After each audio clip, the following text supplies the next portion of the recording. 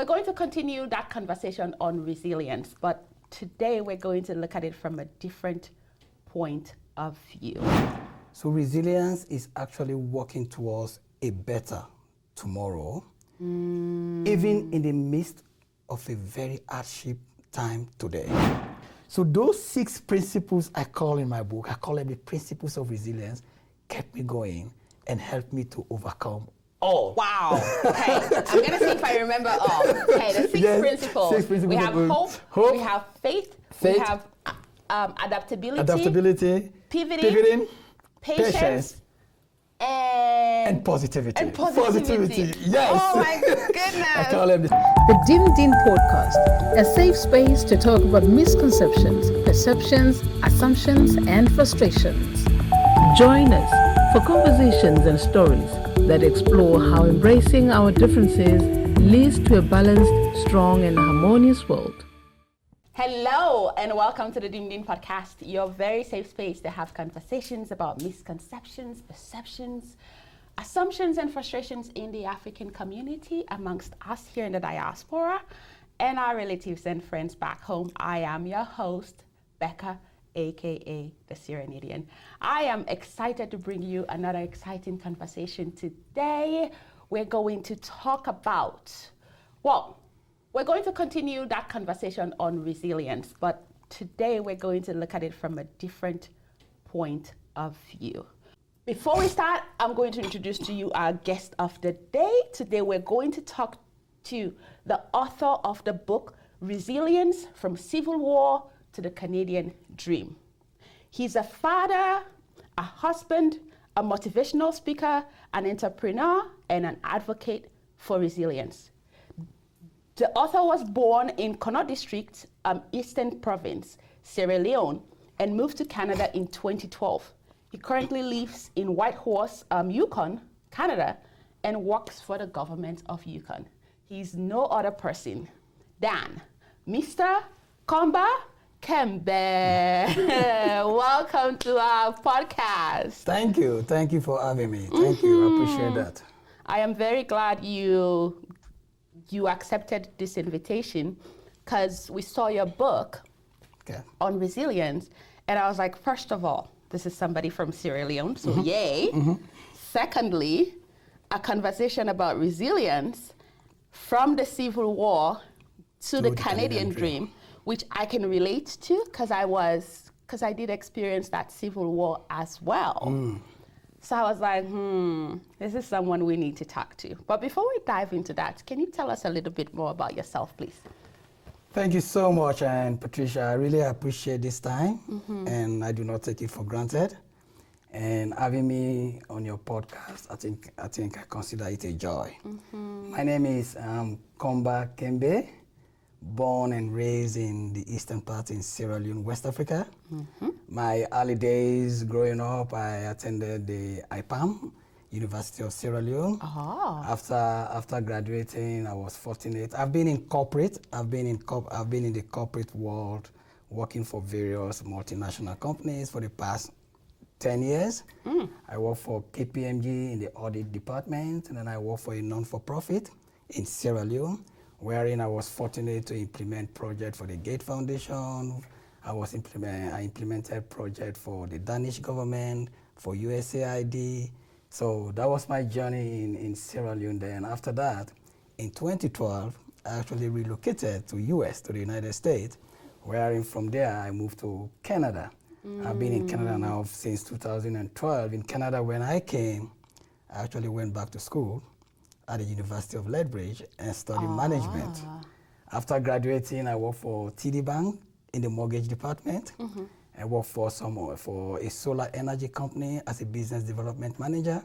I work for Gateway Financial, and currently I work for the government of Yukon at a managerial level. So basically, and one last thing I just added to my title, I am now an author. Yay! Wow, you are a man of many hats. Thank you. Yes. We are proud of you. Thank you. The Sierra Leoneans, on behalf of all the Sierra Leoneans, well done. Thank you. Wow. Thank you for that. Yeah. Okay, so you are now an author. a hat that was recently added to all of the other hats that you've worn already. Yeah. And just hearing you talk about going back to school, coming here, and all of that, I can already see that drive in you to do well, and that you are a go-getter. Yes. But tell us a little bit about that journey that led to you writing a book titled that like focused on resilience. Thank you for that. I will sum it up in one big word. Okay. Resilience. The word resilience is very important, not just for me. Okay. It is my story, but I also believe it is a story for many people out there. Absolutely. So I would like to, most time people define resilience in many ways, but I really want to give my own definition of what is resilience. So resilience is actually working towards a better tomorrow, even in the midst of a very hardship time today. So working towards A better tomorrow, even in the midst of a difficult period. Okay. Okay. That's my definition of resilience. Okay. And that's what all motivated me to write a book, because looking at my story from Sierra Leone growing up as a teenager, I witnessed the Sierra Leone Civil War. I moved to the United States. When I came to US, at some point in time, I had some difficulties during my transition period. When I moved to Canada, I needed to adjust. I needed to adapt. I needed to be able to learn their culture and how I can find a space within the Canadian society. So with all of this, I wanted to write a book to just motivate and inspire people that no matter the situation you are going through today, just know it's temporal. There's a hope. Wow. Wow. Yes. Wow. So you've had to shape and reshape yourself Absolutely, to yes. fit into whatever situation you find yourself, Yes. and you were always up for the task. Always, always, always. Beautiful, beautiful. So traveling, going to that journey of like, because I know when we were having this conversation, we had talked about what the war was like in Sierra Leone. For people who are not familiar with that story, can you give us a bit of like? Absolutely. I know for sure most people, like right now when people look at my book, I've had conversation with people, they talk about, oh, is that the Blood Diamond? People relate to Sierra Leone with the Blood Diamond movie. Because of that movie. Because of that movie. People relate to, they relate to, oh, okay, Sierra Leone. I remember Sierra Leone. But we all know, like, the war, I was just a teenager. The war lasted for 10 years. It was a brutal, senseless civil war. And as a teenager, I think I witnessed some horrific things. I witnessed things that could have damaged me emotionally, even mentally. But one thing that kept me going was hope. Hope. And most time people talk about hope in different form. What is hope? Hope that the war will come to an end and there will be a brighter future. Hope that there will be ceasefire. Hope that my mom will be able to take care of us even though our dad passed away. Hope. It wasn't just something that I could play with. It was my daily thing I could work with. Hope kept me in the midst of the civil war, that even though I saw atrocities, I saw people being killed in front of me. As a teenager, I clung onto hope to make sure that I am able to achieve my dream in the future. Wow. Yeah. I can totally relate to that. And it's very, I don't know what words to use to describe it, but even though it's been over 14 years. 14 years. That I have been in Canada, every time we have conversations about the war, Blood Diamond was a movie that I was not able to watch for a while. Oh, okay. Because even though some people just see a movie, for me, it was a reminder of the corpses that I had to run over. Yes, yes. It was a reminder of the bullets that were flying over my head. Absolutely, the gunshots and stuff. And I remember for me, like coming to Canada, it took a while for me to be comfortable on the ground, like underground train stations. Okay. Okay. Because every time I was going down, like I felt that sense of like claustrophobia. Yes, something was like. It's like you hear the sound, and I could not for the longest time experience, you know, like when they have like fireworks. Okay. For me, it was like a no-no. Oh, like it was like a. It was like a trigger. Like a trigger for you. Yeah, it took you back. Absolutely, yeah. What happened, and those were traumatic experiences that I've had to work on as I go. Okay. Any of those stood out for you? Like, did you have any of those traumatic experiences coming here? No, so absolutely no. So for me, I just like I have a very solid, very strong spirit. Okay. And I am able to adjust and adapt to situation in a very easy way. The reason I can actually tell you, like when I moved here, I never had anything like a trigger for me. Okay. Nothing, like I just have like that kind of positive mindset and say, you know what has happened in the past is in the past. Oof, that's deep. Let me focus on the future. Because most times we dwell on the past and it becomes something like holding us back to actually achieve where we want to go. So I look at the past, I could cry over it, about the Civil War. I could just be saying things and not doing anything about it. But I decided, you know what, there's a better future. The Sierra Leone Civil War, I witnessed it, and probably, maybe the reason I went through those ordeals is for me to be able to share my story with other people. That could not be the ultimate goal, but me going through that experience, now I am in a better capacity, in a better position to share my story with the world that, hey, I am a testament of things like this. Ooh. But look at my life now, where I am in look Canada. At my life now. Look at my life now. So it was for me. So I try to stay positive and just keep going. So there was nothing trigger. When I came here, all I tried to do, how can I be successful in Canada? What can I do? Do I have to go to school? Do I have to learn a skill, a trade? How can I be successful? And that was my focus. So your focus was never on the why, but rather the how. Ow. Oof. The why will always, how is very, very important because the how take you where? Next steps. The next steps.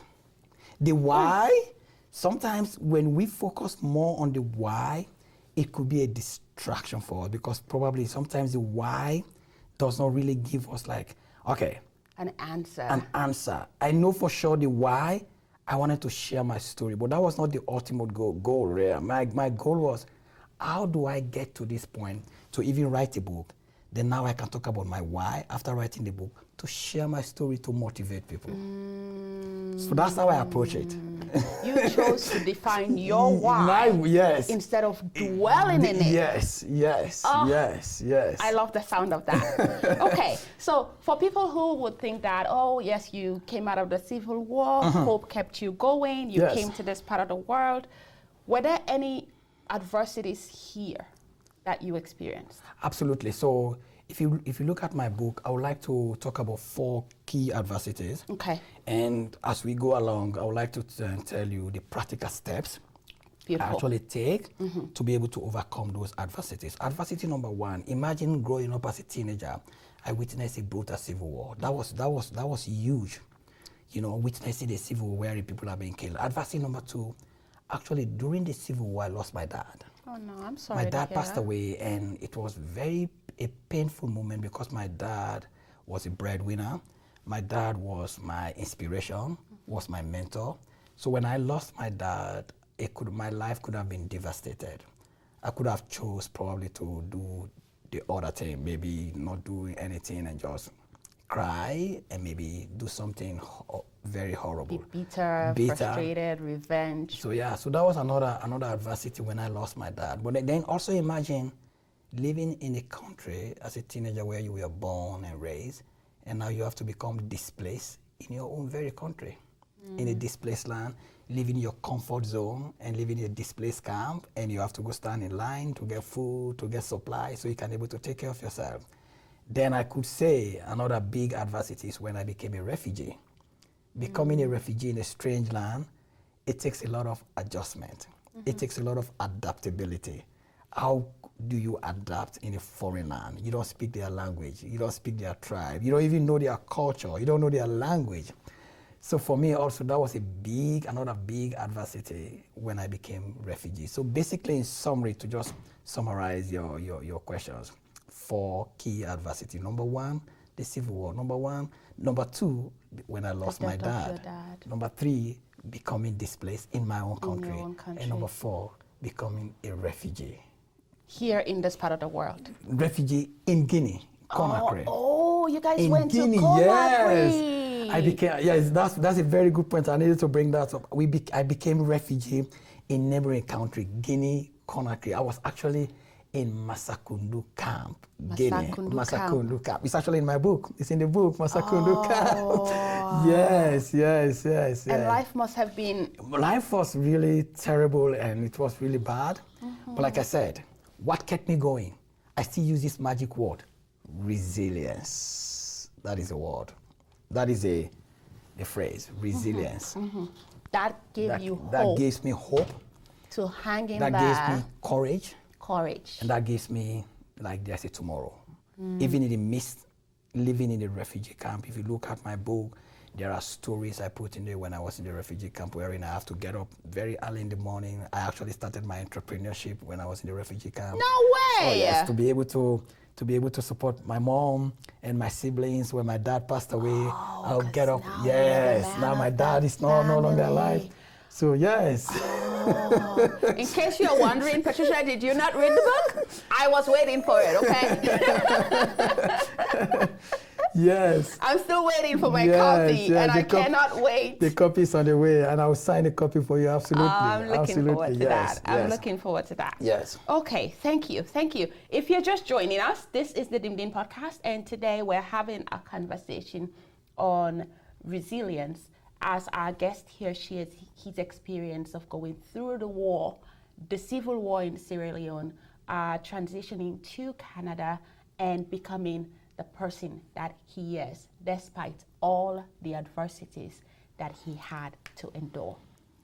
Okay, so talking about hope, talking about all you went through in Guinea, Conakry, in the situation that you found yourself, having to be a breadwinner, take that position. Supporting my mom. And support your mom at an early age, maybe, and still in that period, instead of just dwelling in like that self-pity and crying why, you chose to start like I chose to start a small business, and wherein I will go to the main city and get the soap, like it's called like balls, like those ball soap, and I will get few of them at a very small margin.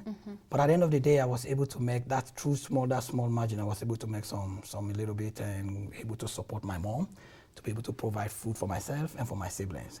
And yes, I did that for I think a couple of months, and I have to get up in the morning to venture into communities.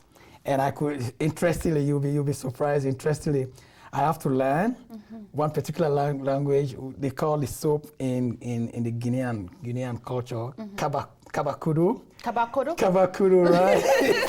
So I have to learn that, and I have to learn how to say safuna tea. Like I have to learn those basic communication skills. The language, like yes, just to communicate to them and to tell them what is the price. I have to communicate to them.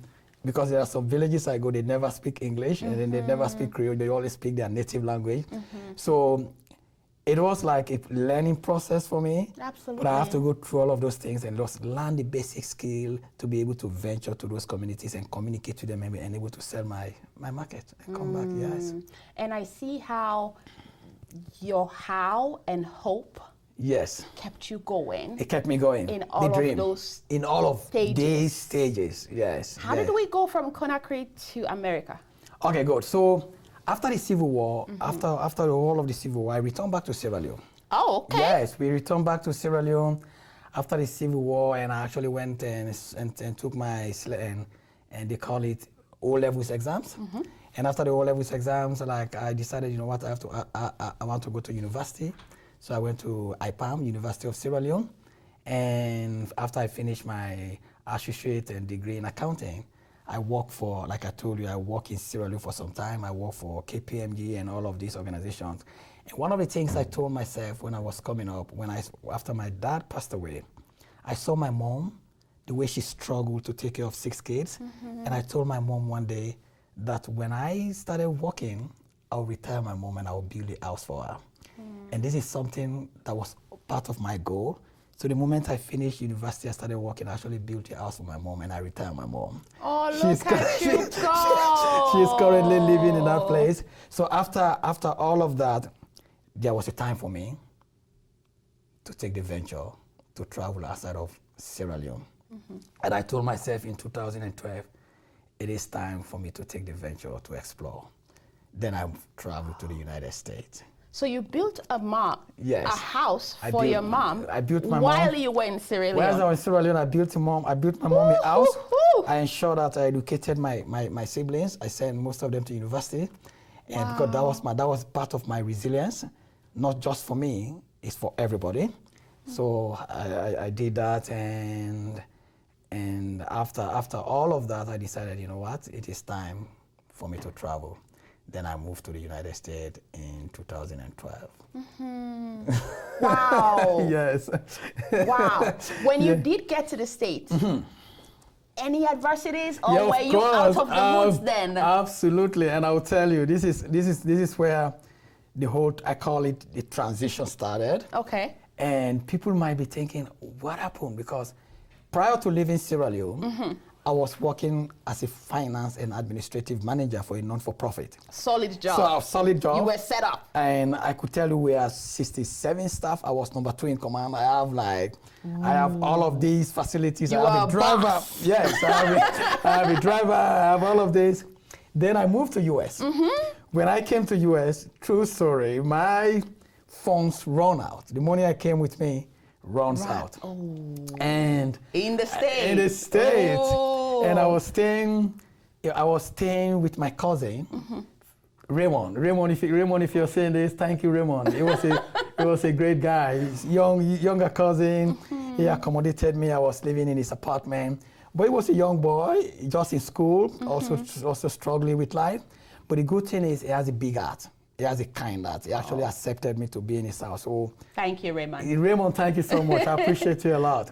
But I can tell you, for a week, Patricia, there was during winter in the United States, and I actually plan to showcase that more in my maybe subsequent videos. For 1 week in US, in that apartment, we couldn't pay our bill, and there was no heat. In the winter? In the winter. A black man? I'm telling you. Straight from Africa? No, yes. Ooh. And I was in that building, no heat. I would go down to the basement to charge my phone. My cousin was working as a healthcare assistant, so at night he would be gone to work, and I'll be in the entire apartment, cold, no heat, nothing, nowhere to even plug my phone to charge, and I would just be there, and I had no money on me to even get food so my resilience was tested. My resilience was tested. Ooh, especially given the status that you were I am now in Africa. Given the status. And funnily, when you look at my book, there's a part I said, when even the world turned its back on me. Because those were the days when my friends, some people that knows me, they will say, but why Komba even left Sierra Leone? They start to blame and judge. To the United States. But in the midst of all of that, resilience was my anchor. The power of resilience was my anchor because I knew where I'm going. I knew the dream I want to achieve. So irrespective, there was no light, there was no heat in my apartment, I'll get up at night and I'll go down to the basement and charge my phone and just make sure I get some charge on my phone, and I'll come to my room and I'll call some few people and be happy, stay positive and assume like nothing was happening. The energy was there. So even in the midst of that, so my resilience was tested, because at some point in time I'm thinking, do I still want to pursue my dream in North America? When I call US and Canada, North America. Do I still want to pursue my dream, or do I want to give up? But I never gave up. I never gave up. So giving up for you is never part of your plan? It's never part of my plan. Giving up, it is not something that exists in my dictionary. It is not something that exists. There's a lot of Africans that can relate to yes, that. It's not something lot of Africans that exists in my dictionary, my Komba Kembay dictionary. Giving up, it does not. There's a Komba Kembay dictionary. Yes, it doesn't. And giving up does not exist. It's go for it. Go for it. I love That's that. it. That was it. So I love yes, that. Absolutely. Okay. So we've learned a little bit about your adversity. I'm sure like the viewers would also be curious to know, as I am. Yes. You had mentioned that there are some steps that you outlined Yes. in your book about how to maintain that resilience. Yes. Can you tell us a little about that? Absolutely. I outlined those principles, and I'll take my time to talk about them individually, not in detail, but I'll refer viewers or refer readers to just get a copy of the book, and then they will get detail of. But principle number one: hope. Hope in the midst of adversity. Hope in the midst of difficulties. Hope that there will be peace. Hope that even though I was living in an apartment, there was no light. I had hope that one day there will be a light. So hope was something, for me, I did not take lightly. So hope kept me going. In the midst of all, even during the Civil War, when I lost my dad, I still have hope that I could survive this war. And one day, I'll be able to bear witness to the atrocities unfolding right in front of me as a young man. It was hope. That hope that there will be a reconciliation, that there will be peace between the government and the rebels. It was hope. Hope that my mom will be able to take care of me and my siblings. So hope was number one. Okay. And number two, we talk about faith. Faith. You know, most times when people define faith, I define faith in my own language in this book of resilience. Many a times people have faith in you. But my question to my viewers: do you have faith in yourself? Woo! Do you have faith? Do you have faith in yourself? yourself? That's key. Woo! Because you know, many a times people go through challenges, like what I went through. I went through Sierra Leone Civil War. That could have broken my spirit, to confide me in a zone that nothing can come out of me. Sometimes some people have been through addiction. Some people have been through difficult times such that they see themselves that there's nothing that good can come out of them.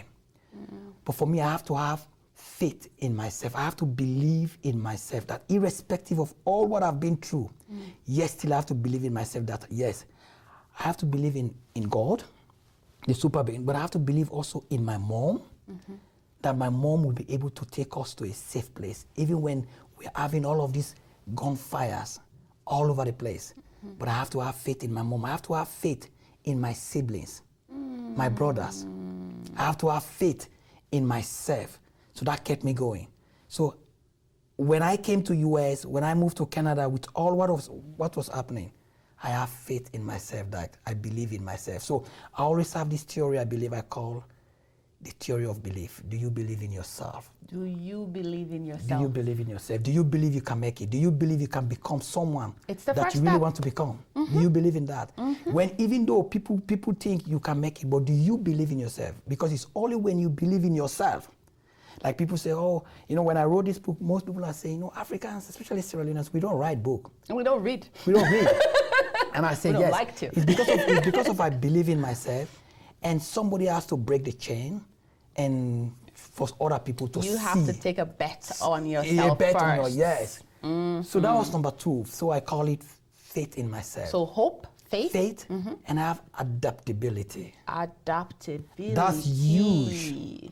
Adaptability in every situation you find yourself. When I became displaced, leaving my comfort room, my comfort zone, where everybody knows me, where like I'm sleeping in my bed, and I went to the displaced camp, I have to be able to adapt to survive, to live. When I moved to a neighboring country, Guinea, as a refugee, guess what? I have to adapt. When I moved to US in a foreign land, when I came to Canada in a foreign land, I have to adapt. I have to adapt to their culture. I have to adapt to their way of doing things. What works best? Then I have to be able to strike the balance. So adaptability is very key. Like right now, I'm in this situation. I have to make sure I adapt to the environment of this situation. So it was very essential for me when I wrote this book. It really helps me to be able to overcome all of this adversity and become successful. Adaptability. So hope, faith, adaptability. Then I have pivoting. Pivoting? Pivoting, like moving from one step to the other. One step to the other, pivoting. So pivoting basically, it is a situation where you decide to change course of action. When I was in US. So like flexibility. Flexibility. You should be able to know when it is time to change course of action, to take another roadmap, to say, you know what, things are not working here. And I applied this in my life when I was in the US. Because you and me know, back in the day, US is one of those popular countries. Absolutely. Everybody wants to come to the United States. Also we thought. That's where life happens. Yes. So when I came to the United States and things were not really working for me, it was time for me to change course. And to say, you know what, things are not working for me in the US. Here. It is time for me to move to Canada. I pivot. I change course. Even though it was at some point in time, I was thinking, okay, I'm going to Canada, it's a strange land, I don't know nobody. But that was very essential. There are times we need to pivot for us to be able to achieve our goal. For us to be able to achieve our dreams. Because probably the location you are, that's not a place. Maybe God wants you into a different location, but how sensitive you are for you to be saying, okay, it's time for me to make the move. So that's called pivot. Are you listening? Because this is so I call that pivoting. So that's principle number 4. Okay, so we talk about hope, faith, adaptability, pivoting. Then we talk about patience. Patience is a virtue, and not many people have that virtue to wait. It's difficult. Especially when you move to it. And this basically is going for all of the immigrant community. As you guys all know, I'm an immigrant. Sometimes we move to this part of the world, we think things can just work from 1 to 1,000. But sometimes it takes time. It takes processes. It takes endurance. It takes patience. And if you're not able to control your emotions, to be able to control your patience, sometimes you could be doing something that is completely wrong. And even control your expectations. And expectations. As well. So patience was another thing that actually kept me going and able to overcome all of these things. So even though sometimes, like during the Civil War, you realize, okay, you know what? When will this war come to an end? Oh, that was a wait. It was a wait, but patience kept me going. And the last one we have is what I call positivity. Ooh, the mindset. And you seem to have too much of that. The mindset, positivity. Keeping it positive. Positive. How do you react? When things happen. When things happen.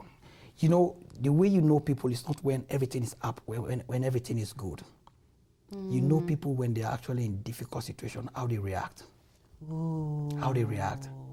That's when you get to know the true inner how being. What is your mindset? How do you really react when things are not going your way? So for me, my mindset. So I kept my mindset very positive to the future, positive that indeed something great will come out. So having the Civil War, losing my dad, going through issues in North America, I still have a positive mindset. And not just me as a positive mindset, also I surround myself with positive people. If I realize you're not positive, I cut you off because you're going to hold me back. So it is very also important the circle of people you surround yourself with. Do they share your vision? Do they share the kind of ambition you have? What is their mindset? Are they dragging you back? So those 6 principles I call in my book, I call them the principles of resilience, kept me going and helped me to overcome all. Wow. Okay. I'm going to see if I remember all. Okay, the 6 principles. 6 principles. We have hope, we have faith, we have adaptability, pivoting, patience, and positivity. And positivity. Yes. Oh my goodness. I call them the 6 principles. So it's actually the last chapter of my book. I wanted to wrap up with that chapter.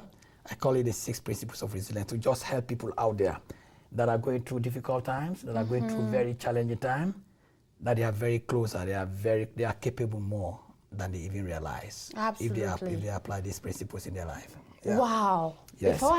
Before I ask you to send a message to to viewers, because I know we're just about rounding up here. Okay. I'm very curious, because even meeting you for the first time, the first thing I saw on your face was a smile. So I think that tells me that you walk your talk. You don't just say it, right? Like you live by those principles. Yes, absolutely. Were these values instilled in you as a child? Like, is this from either of your parents? Where did you get this? You know, I got these values from growing up. I grew up in a very large family. My dad was a chief. Oh. My dad was a chief, and actually put it in my book. My dad married 5 women, and I grew up in that kind of environment. And I spent more time with my dad. I have what I call lessons learned from my dad. My dad was very charismatic, very smart, very outgoing, very outspoken. And I spent most time with my dad. Because of he was a chief, elders would come spend time with my dad, and I'll be sitting with with those elders and learning from them. So I grew up with that kind of spirit, very cheerful, very always laughing, and always trying to put smiles on somebody's face. So this is something I grew up with, and it's helped me a lot. Even now, sometimes even in the office where I work, there could be some difficult situation, and I could find a way for everybody to laugh.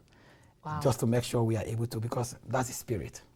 Beautiful. That's the spirit. Beautiful. And you do have that aura as well. Because even talking here, it's like it's being like you really have kept the spirit light. Thank you. Thank you very much. So our viewers are viewing this on the very last Saturday of 2024. Okay. And some people may be thinking, because of everything they've experienced in 2024, that life really is not worth living. Like, it feels like this is the hardest year that they've had, and they're just not looking forward to 2025. Some may have lost loved ones, and a lot has really happened, right? So for those who are not in that spirit of positivity at all right now, and really do not have any sense of hope, and are thinking, you're just saying what you want to say. You have no idea what I'm going through. What can we say to them? Honestly, when I talk to all the viewers there, one thing I would say, one sentence I would say, that you are capable more than you realize. That no matter the situation you are going through, I am a living testimony. I am a living testimony, sharing my life with you guys, considering what I've been through, civil war, losing my dad. But here I am today. I work for the provincial government at the managerial level. Here I am today. I'm able to write a book and publish it for people to see. So no matter the situation you've been through in 2024, no matter the circumstances, just know that resilience is your greatest ally, and your dream should never die. Keep pursuing them, and have faith, have hope, adapt when it is necessary, and patience. And at the same time, if it is necessary for you to pivot, to move to a different location, please do it. And above all, your mindset. Have a very positive mindset and surround yourself with the right people. Woo! So wonderful. Okay. Yes. So resilience from civil war to the Canadian dream. To the Canadian dream, yes. How can people access your book? So my book is currently on Amazon. If you go on Amazon, you type my name, Komba Kembay, the book will just come up, or you just type Resilience Storybook, it will also come up. I also have a website, resiliencestorybook.com. And I have social media platform. It's on, if you go LinkedIn in particular, I use LinkedIn a lot. You go on LinkedIn and you go on YouTube. The platforms are very new. I don't think I really have most in there, but yes, to get a copy of the book, primarily right now, you go to my website at resiliencestorybook.com, or you go to Amazon and type my name, Komba Kembay, or just type Resilience Storybook. Or if you just go on Google and just search for Komba Kembay or Resilience Storybook, it will just pop up. Beautiful, Yes. beautiful, beautiful. Thank you so much, Mr. Kembay. This Thank has you. been a privilege, and I feel like my spirit has been blessed. I'm ready to go through the rest of 2024 now Great. in a positive mindset. Great. Thank you very much. To all viewers, this is a different side of a resilience conversation that we've had. 2 episodes ago, we had that resilience conversation on how it tends to drain Africans and keep us in a space where we may not be able to say what we really want to say because we feel like we have to be strong. But here is somebody else telling us that resilience kept him grounded through it all. And he is at a place where he's experienced most of his dreams. He has been able to realize most of his dreams. And he's encouraging you to keep resilience going, to keep your dream alive, to activate and reactivate that positive side of you as many times as you need to get through your dreams. To our younglings here in the diaspora that are thinking, oh my goodness, why am I going through all of this? Life is so difficult. He's encouraging you to stay strong and be resilient and have faith in the dream that you have. And have faith in yourself. Have faith in yourself. Yes. Bet on yourself, okay? Yes. Thank you thank you all very much for staying with us through 2024. It's been a pleasure. We look forward to seeing you on the other side, 2025. God bless you all. And until 2025, Sabe Sandimdim.